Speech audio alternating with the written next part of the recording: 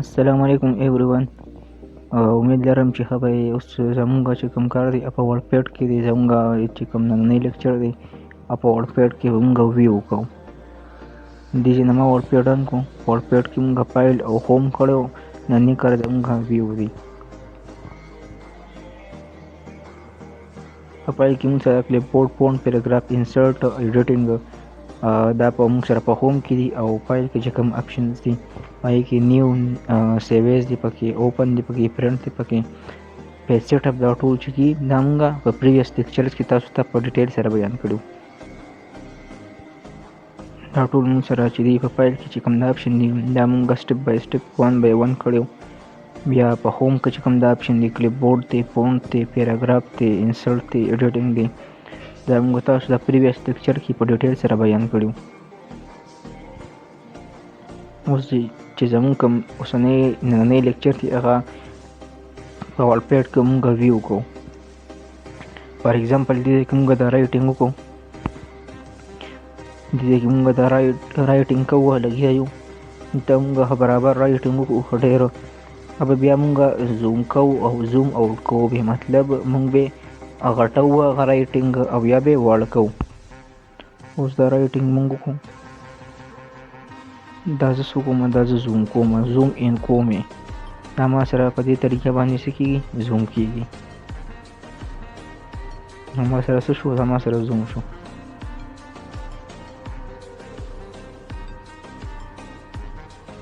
بل مونږ سره دی په بله طریقه کېږي، په شارټکټ باندې کنټرول شفټ ګریټر دین باندې مونږ سره زوم کېږي، او کنټرول شفټ لیس دین باندې مونږ سره په کیبورډ باندې د رایټینګ چې دی دا مونږ سره زوم آوټ کېږي، او مونږ سره د سکرین نه هم زوم ان او زوم آوټ کېږي.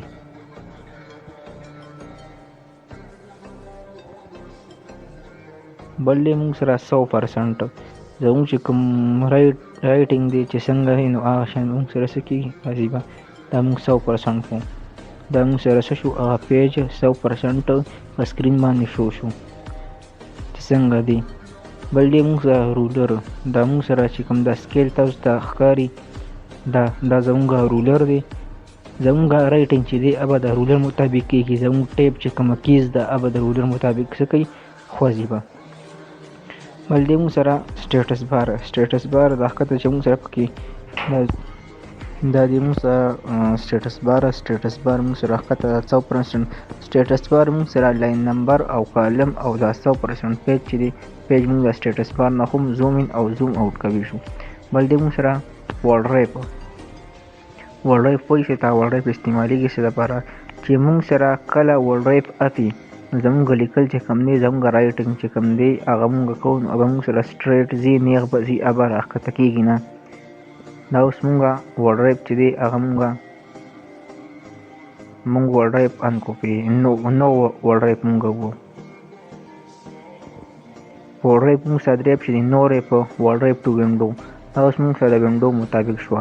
زمونږ چې کوم رایټینګ دی هغه مونږ سره د سکرین مطابق راځي، دا مونږ سره ورډ ریپ ټو وینډو ده. بل دی مونږ سره درېیم نمبر ورډ ریپ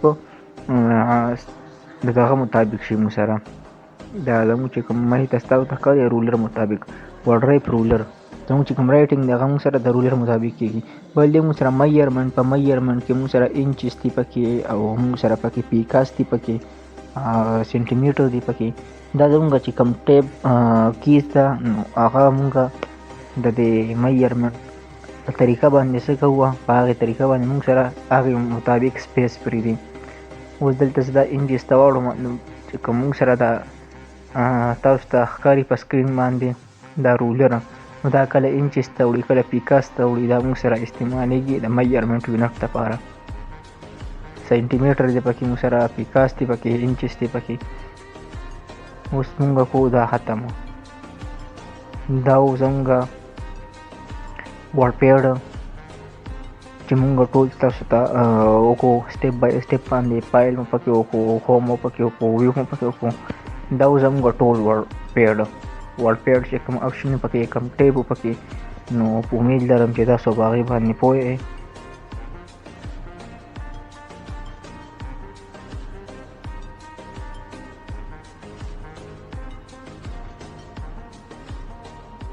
دا اوس زمونږ ټول وړايب چې تاسو ته explain کومه explain by Asad Khan. This is all our favorite options یا tabs یا explain by Asad Khan.